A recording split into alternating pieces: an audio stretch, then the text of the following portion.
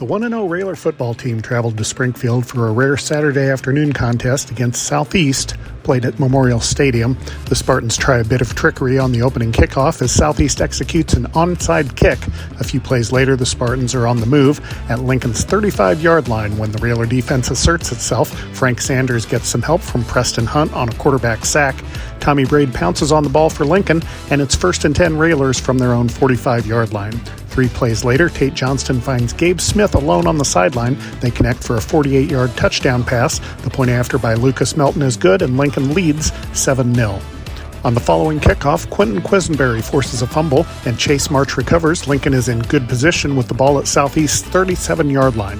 Not long after, Gabe Smith finds the end zone again, this time on a 2-yard run. Melton nails the PAT, and it's 14-0 Lincoln. On the ensuing kickoff, Aiden Fry goes all in for the Railers, streaking downfield to make a tackle and keep Southeast deep in its own territory. The Spartans were forced to punt, and the Railers appeared to be heading for another touchdown before Southeast stripped the ball and recovered for possession.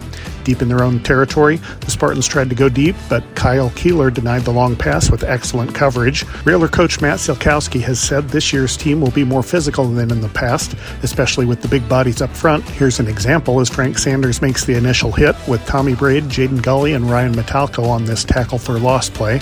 The score was 14-0 after one quarter, and there would be no more scoring until the 4:25 mark of the second quarter. That's when Railer quarterback Tate Johnston took the ball in from 7 yards out.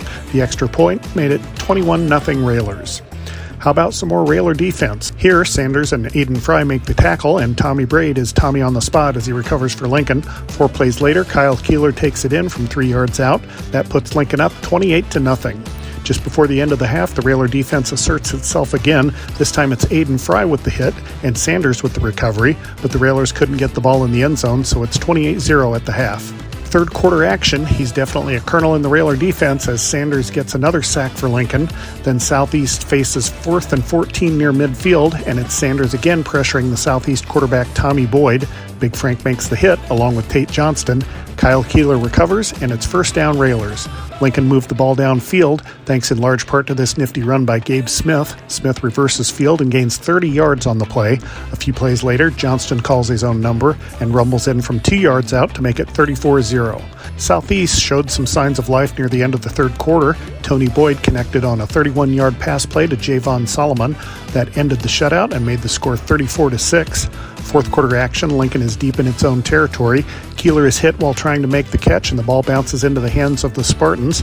Solomon just scored an offensive TD for Southeast. Now he gets one on defense as the 24-yard interception return makes it 34-12. The Spartans are successful on the 2-point conversion, so it's 34-14. At this point, Lincoln tries to use as much of the clock as it can, keeping the ball on the ground. Here, Seth Durbin makes a nice 15-yard run into Southeast territory. The Railers keep pushing the ball toward the goal line until senior Peyton Bunner punches it in for a touchdown. The point after makes it 41-14. But Southeast is not done yet. Boyd and Solomon connect again, this time on a 62-yard pass play to pull the Spartans closer at 41-20. The Railers continue to milk the clock and let time expire with a few victory formation plays, and Lincoln moves to 2-0 with a 41-20 win.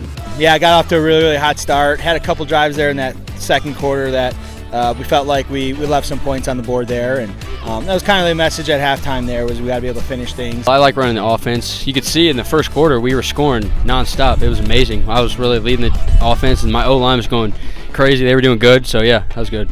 We work a lot on pass rushing. We work a lot on sitting at the line, waiting for that. We waited for that quarterback to come to us because we knew he was athletic and we knew he could make big plays if we ran too far inside. The Railers will put their 2-0 record on the line next week at home against state champion Rochester. I mean, we're treating them like any other team. We're going to prepare, we're going to get ready, and we're going to play hard. I saw Zuloff went down. That's my boy. I'm sorry to see that, but I'm sure they got a good backup. Rochester next week, so we'll definitely have our hands full there, and then we'll kind of ramp it up and get ready to go as we get into conference play here.